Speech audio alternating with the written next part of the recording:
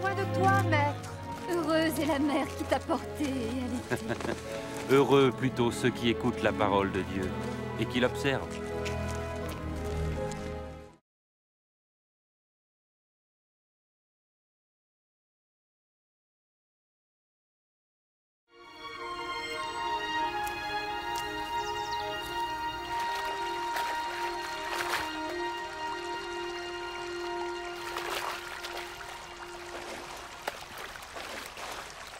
Apprends-nous à prier, comme Jean l'a appris à ses disciples.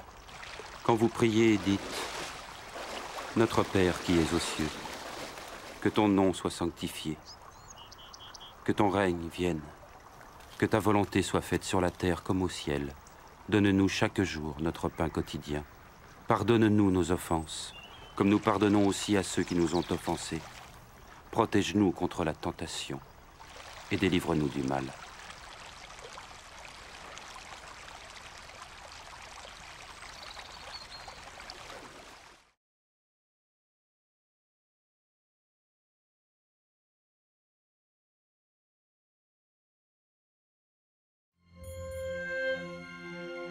Dans les Saintes Écritures, Dieu déclare que le Messie viendrait pour être le sauveur du monde. La vie de Jésus prouve qu'il est bien celui dont les prophètes avaient parlé. Ésaïe a prophétisé que la Vierge deviendrait enceinte et qu'elle enfanterait un fils. Des siècles plus tard, la naissance de Jésus accomplissait cette prophétie.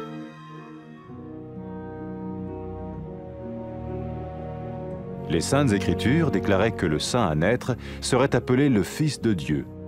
Cela signifiait que Jésus serait le Fils de Dieu au sens spirituel et non au sens physique. Nous le voyons par sa manière de vivre.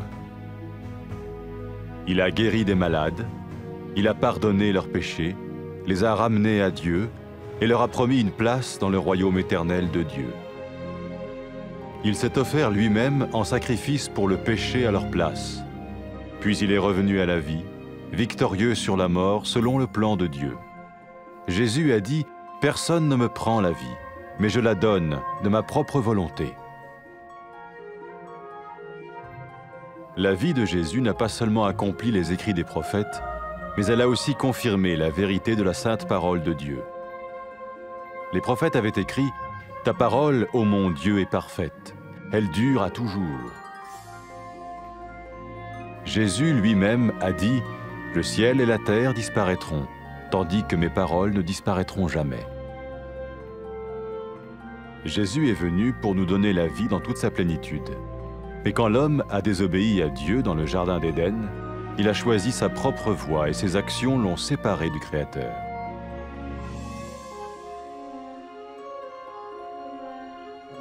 Les Saintes Écritures déclarent que tous ont péché et que le salaire que paye le péché, c'est la mort. Il s'agit de la mort spirituelle, éternelle séparation d'avec Dieu. Mais tout comme Dieu a donné un bélier pour qu'il meure à la place du fils d'Abraham, ainsi il a envoyé Jésus, le Messie, mourir à notre place. Sa vie, sa mort et sa résurrection restaurent la relation entre Dieu et tous ceux qui mettent leur confiance en lui. Maintenant, non seulement Jésus pardonne les péchés de ceux qui le suivent, mais il les sauve aussi du jugement éternel de Dieu. Ils sont sûrs d'aller au paradis et de vivre avec lui pour toujours. C'est cette vie et cette liberté de la culpabilité et du pouvoir du péché que Jésus offre à chacun aujourd'hui. Cela ne veut pas dire suivre une religion, mais choisir d'avoir foi en Jésus qui dit « Je me tiens à la porte et je frappe. Si quelqu'un entend ma voix et ouvre la porte, j'entrerai chez lui. » Cela veut dire se tourner vers Dieu et croire que Jésus vient dans nos vies pardonner nos péchés et nous rendre tels qu'il veut que nous soyons. Il ne suffit pas d'approuver intellectuellement ce qu'il dit, ni de vivre une expérience émotionnelle. Nous le recevons par grâce, au moyen de la foi, par un acte de notre volonté. Lorsque quelqu'un est prêt à suivre Jésus le Messie, il peut lui parler par une simple prière. Peut-être êtes-vous prêt maintenant à ouvrir votre vie à Dieu. Si oui, vous pouvez vous joindre à la prière suivante, silencieusement. dans votre cœur. Seigneur Jésus, j'ai besoin de toi. Merci d'être mort sur la croix pour mes péchés.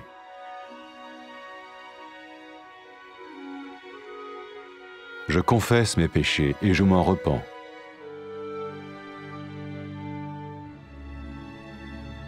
Je t'ouvre la porte de ma vie et je te reçois comme mon Sauveur et Seigneur.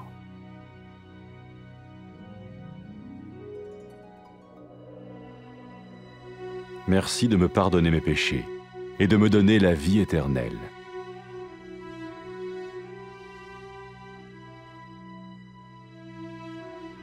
Fais de moi le genre de personne que tu veux que je sois. Maintenant que je deviens l'un de ceux qui te suivent. Amen.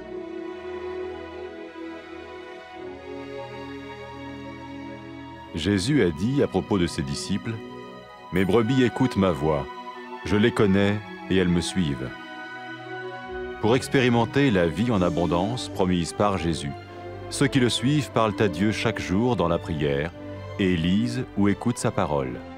Ils parlent de lui à d'autres personnes et rencontrent régulièrement ceux qui l'aiment et le suivent. N'oubliez pas sa merveilleuse promesse. Tout pouvoir m'a été donné dans le ciel et sur la terre. Et sachez-le, je vais être avec vous tous les jours, jusqu'à la fin du monde.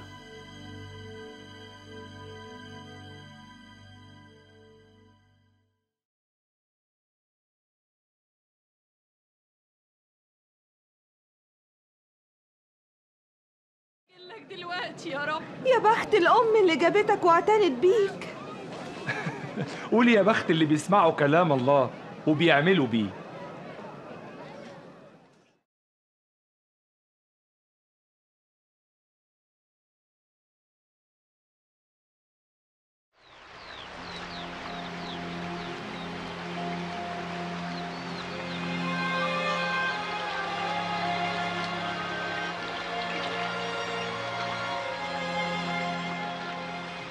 علمنا الصلاة زي ما يوحنا علم تلاميذه. لما تصلوا قولوا: أبانا الذي في السماوات، ليتقدس اسمك، ليأتي ملكوتك، لتكن مشيئتك كما في السماء كذلك على الأرض. خبزنا كفافنا أعطينا اليوم، واغفر لنا ذنوبنا كما نغفر نحن أيضا للمذنبين إلينا، ولا تدخلنا في تجربة لكن نجينا من الشرير.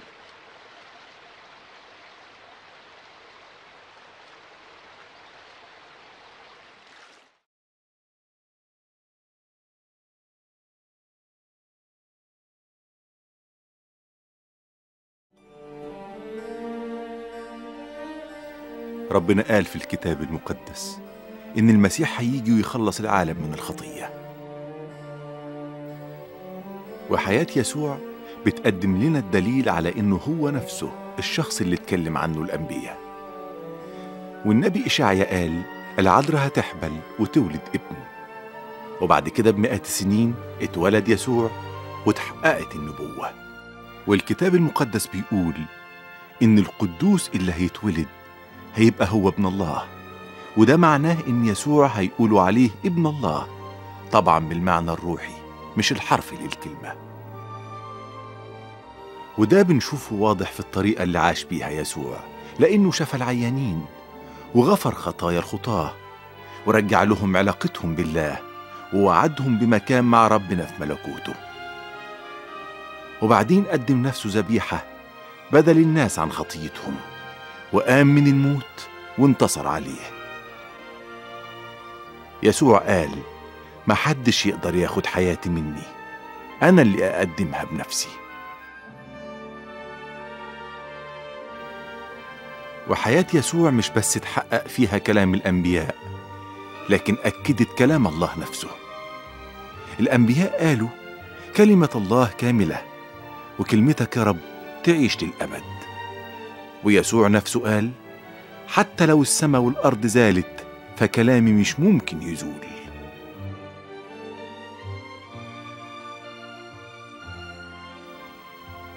وجه يسوع عشان يدينا حياة سعيدة غنية. بس لما الناس عصوا الله اختاروا إنهم يمشوا في طريقهم، وأعمالهم دي فصلتهم وبعدتهم عن الله اللي خلقهم.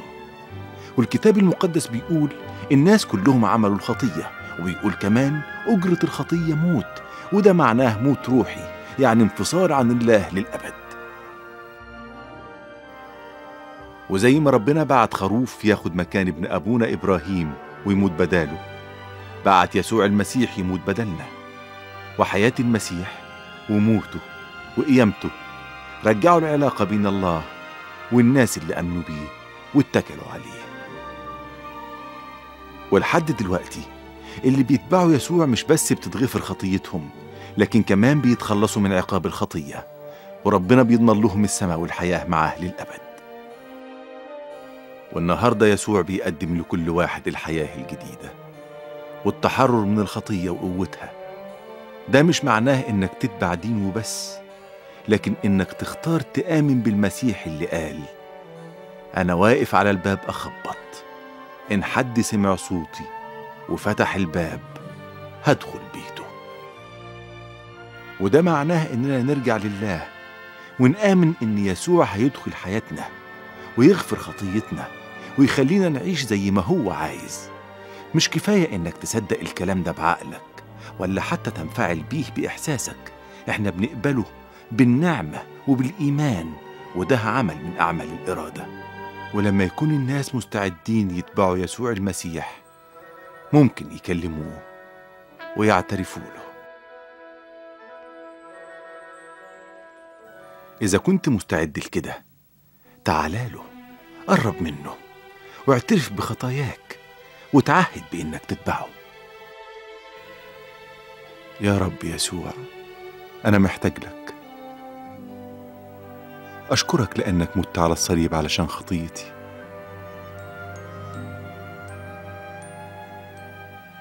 أنا بعترف وأتوب يا رب عن خطيتي.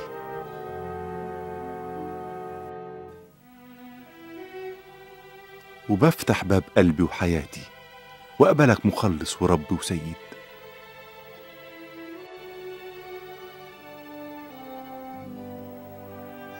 أشكرك لأنك غفرت خطيتي واديتني حياة أبدية.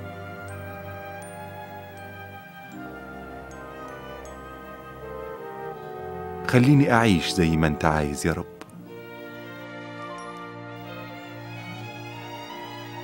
لأني هتبعك وامشي معاك. آمين.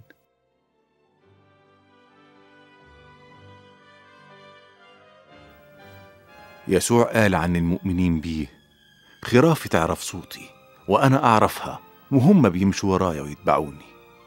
وعشان تعيش الحياة السعيدة الغنية اللي بيوعدنا بيها الرب يسوع، لازم تكلم ربنا كل يوم بالصلاة، وتقرأ أو تسمع كلمة ربنا، وكمان تكلم غيرك عنه، وتتقابل دايما في اجتماعات مع الناس اللي بيحبوا يسوع وبيمشوا وراه ويعيشوا معاه.